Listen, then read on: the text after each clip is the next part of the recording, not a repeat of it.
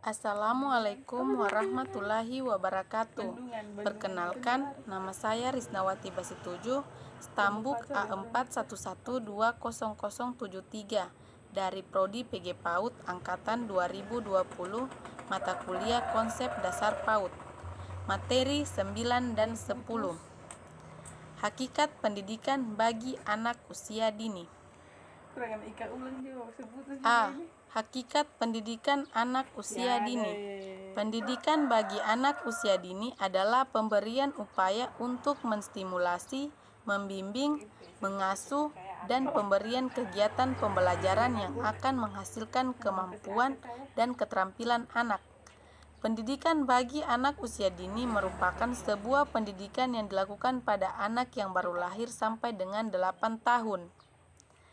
Anak usia dini adalah kelompok yang berada dalam proses pertumbuhan dan perkembangan yang bersifat unik, dalam arti memiliki pola pertumbuhan dan perkembangan, atau koordinasi motorik halus dan kasar, inteligensi atau daya pikir, daya cipta, kecerdasan emosi dan kecerdasan spiritual, sosial emosional, atau sikap dan perilaku serta agama, bahasa dan komunikasi yang khusus sesuai dengan tingkat pertumbuhan dan perkembangan anak. Anak usia dini adalah sosok individu yang fundamental bagi kehidupan selanjutnya. Anak usia dini berada pada rentang usia 0 sampai 8 tahun. Pada masa ini, proses pertumbuhan dan perkembangan dalam berbagai aspek sedang mengalami masa yang cepat dalam rentang perkembangan hidup manusia. Proses pembelajaran sebagai bentuk perlakuan yang diberikan pada anak harus memperhatikan karakteristik yang dimiliki setiap tahapan perkembangan anak. Pendidikan anak usia dini adalah suatu upaya yang ditunjukkan kepada anak sejak lahir sampai dengan usia 6 tahun yang dilakukan melalui pemberian rangsangan pendidikan untuk pertumbuhan dan perkembangan. B. Macam-macam teori dalam pembelajaran PAUD.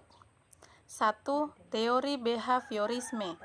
Teori behaviorisme menyoroti aspek perilaku kebahasaan yang dapat diamati langsung dan hubungan antara rangsangan atau stimulus dan reaksi atau respon. Perilaku bahasa yang efektif adalah membuat reaksi yang dapat terhadap rangsangan. Reaksi ini akan menjadi suatu kebiasaan jika reaksi tersebut dibenarkan. Menurut aliran ini, belajar merupakan hasil faktor eksternal yang dikenakan kepada suatu organisme. Menurut Skinner, perilaku kebahasaan sama dengan perilaku yang lain, dikontrol oleh konsekuensinya. 2. Teori nativisme. Chomsky merupakan penganut nativisme. Menurutnya, bahasa hanya dapat dikuasai oleh manusia.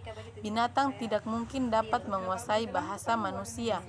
Menurut aliran ini, bahasa adalah suatu yang kompleks dan rumit sehingga mustahil dapat dikuasai dalam waktu yang singkat melalui peniruan. 3. Teori kognitivisme. Menurut teori ini, bahasa bukanlah suatu ciri alamiah yang terpisah, melainkan salah satu di antara beberapa kemampuan yang berasal dari kematangan kognitif. Perkembangan bahasa harus melandaskan pada perubahan yang lebih mendasar dan lebih umum di dalam kognisi. Hal ini tentu saja berbeda dengan pendapat Chomsky yang menyatakan bahwa mekanisme umum dari perkembangan kognitif tidak dapat menjelaskan struktur bahasa yang kompleks, abstrak, dan khas. 4. Teori interaksionisme. Teori interaksionisme beranggapan bahwa pemerolehan bahasa merupakan hasil interaksi antara kemampuan mental, pembelajaran, dan lingkungan bahasa. Pemerolehan bahasa itu berhubungan dengan adanya interaksi antara masukan input dan kemampuan internal yang dimiliki pembelajar. Penemuan yang dilakukan oleh Howard Gardner, dia mengatakan bahwa sejak lahir anak telah dibekali berbagai kecerdasan. Salah satu kecerdasan yang dimaksud adalah kecerdasan berbahasa.